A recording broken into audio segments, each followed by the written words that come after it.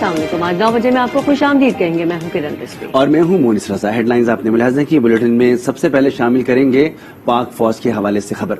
پاک فوج کے سالار اعلیٰ جنرل قمر جاوید باجوہ کا ذکر کریں گے، جنہوں نے خطے میں قیام امن کا فارمولہ بتا دیا. کہا مسئلہ کشمیر کے پرامن حل تک پائیدار امن و استحکام کا قیام ممکن نہیں.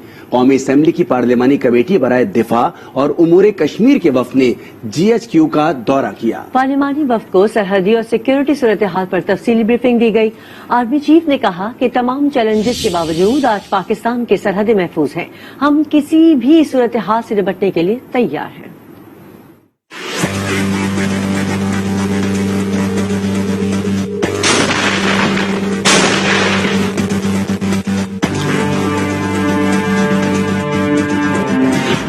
پاکستان کی سرحدیں محفوظ ہیں، کسی بھی صورتحال کا سامنا کرنے کے لیے تیار ہے. آرمی چیف کا دو ٹوک پیغام. ISPR کے مطابق پارلیمانی کمیٹی برائے امور کشمیر، سینٹ اور قومی اسمبلی کی ڈیفنس کمیٹیوں کے اراکین پر مشتمل وفد نے GHQ کا دورہ کیا. وفد کو بارڈر صورتحال، سیکورٹی امور، امن و استحکام کے لیے پاک فوج کی کوششوں پر بریفنگ دی گئی. پاک فوج کے سالار اعلیٰ جنرل قمر جاوید باجوہ نے کہا کہ مسلح افواج نے قوم کی حمایت سے دہشت گردی کے خلاف جنگ میں کامیابیاں حاصل کی. آرمی چیف نے کہا کہ دنیا کو جان لینا چاہیے کہ مسئلہ کشمیر کے پرامن حل کے بغیر خطے میں امن کا قیام ممکن نہیں.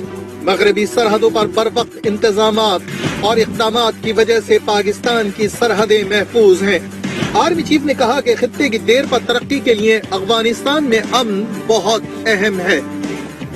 بات کریں گے chairman Peoples Party Bilawal Bhutto Zardari کی، جنہوں نے PDM قیادت پر لفظی تیروں کی بارش کر دی. کہا لانگ مارچ کے لیے تیار ہوئے تو کہا گیا استعفے دیں. لانگ مارچ کے فیصلے سے پیچھے ہٹ جانا پیپلز پارٹی سے دھوکہ ہے. انہوں نے پوچھا اگر آپ اصولی طور پر استعفے کے لیے کھڑے تھے تو استعفے کیوں نہیں دیے؟ صدر نون لیگ کی بات ایک ہوتی ہے، لندن چیپٹر کی دوسری بات ہوتی ہے.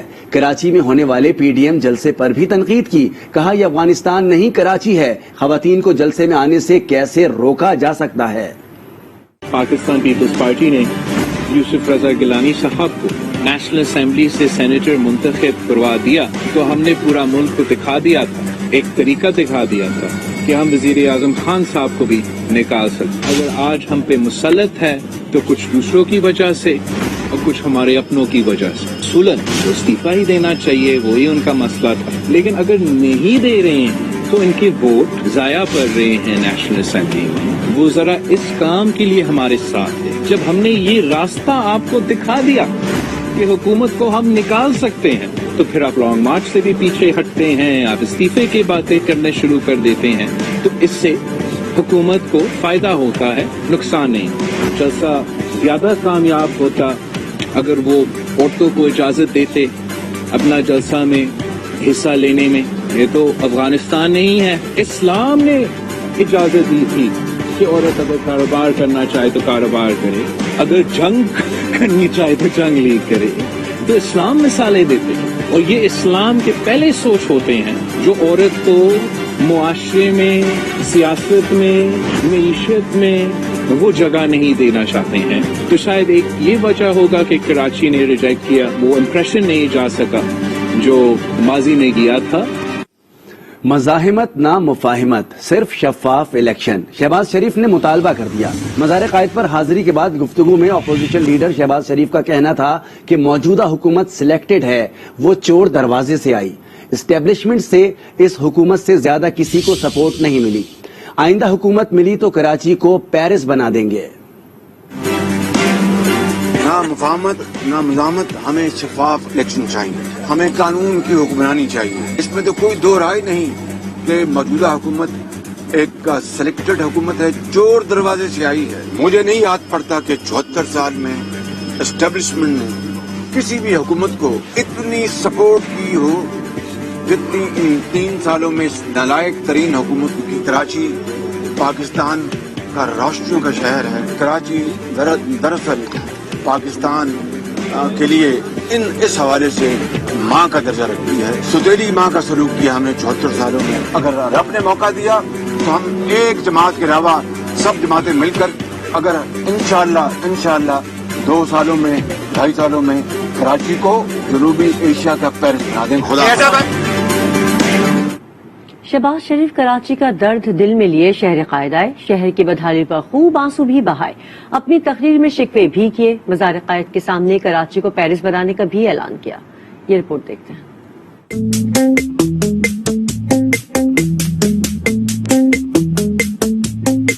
शहर कायद का दर्द दिल में लिए शहबाज शरीफ कराची आए, शहर की बदहाली पर खूब आंसू भी बहाए। मेरी अल्लाह से दुआ है कि मेरे मरने से पहले कराची शहर के लिए। तकरीर में भी अवाम के जज्बात जगाए। कराची ने बतौर, मैं मिसाल दे रहा हूँ एक माँ के, पूरे पाकिस्तान के लोगों को अपनी गोद में समा के रखा है। हमने 72 साल इस शहर के साथ सुतेली माँ का सलूक किया है। वापस जाते जाते मज़ार कायद तशरीफ लाए, मगर धूप बर्दाश्त न कर पाए, छतरी के वजन ने भी बड़ा सताया। आपको नहीं रखती,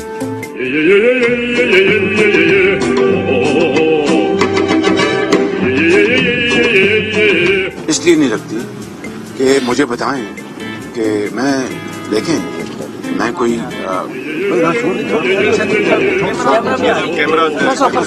आप ठीक है? लीगी जानशीनों की फौज भी थी चौकन्ना खड़ी, सवाल कोई गलत न कर पाए, इसीलिए मरियम औरंगजेब ने कड़क तेवर दिखाए।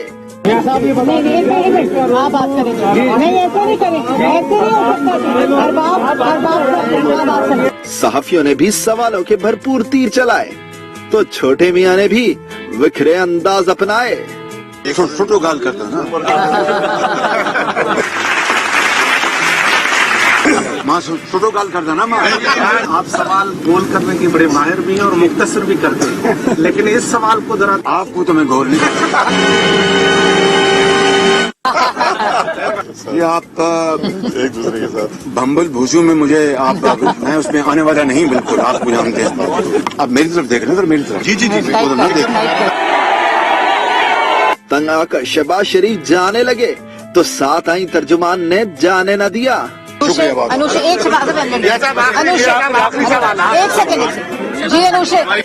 अपोजिशन लीडर ने भी लाज रखी और फिर वही बात दोहराई। अगर रब ने मौका दिया तो हम एक जमात के अलावा सब जमातें मिलकर अगर इंशाअल्लाह 2 सालों में 2.5 सालों में कराची को जनूबी एशिया का पेरिस।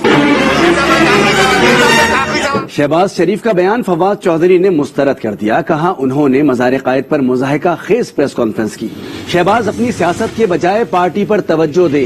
ये भी कहा कि शहबाज शरीफ वकला के साथ ज्यादा वक्त गुजारें क्योंकि उन पर केसेस बहुत ज्यादा हैं। लगता नहीं कि वो अब ज्यादा जलसे कर सकेंगे।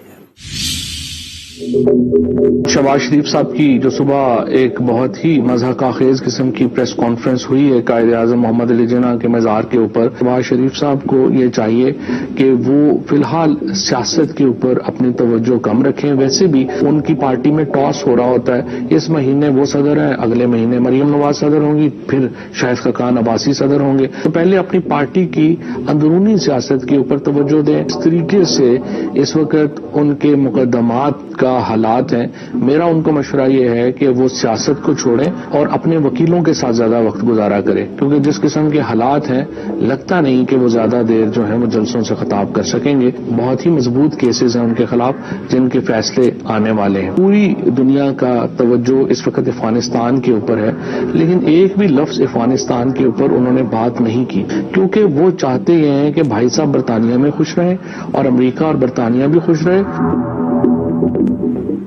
इलेक्ट्रॉनिक वोटिंग मशीन पर अपोजिशन के खदशात दूर करेंगे। वफाकी वजीर टेक्नोलॉजी शिबली फराज की अपोजिशन को एक बार फिर पेशकश।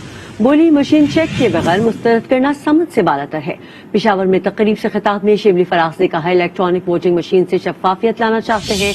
वोटर्स और इलेक्शन कमीशन दोनों को आसानी होगी।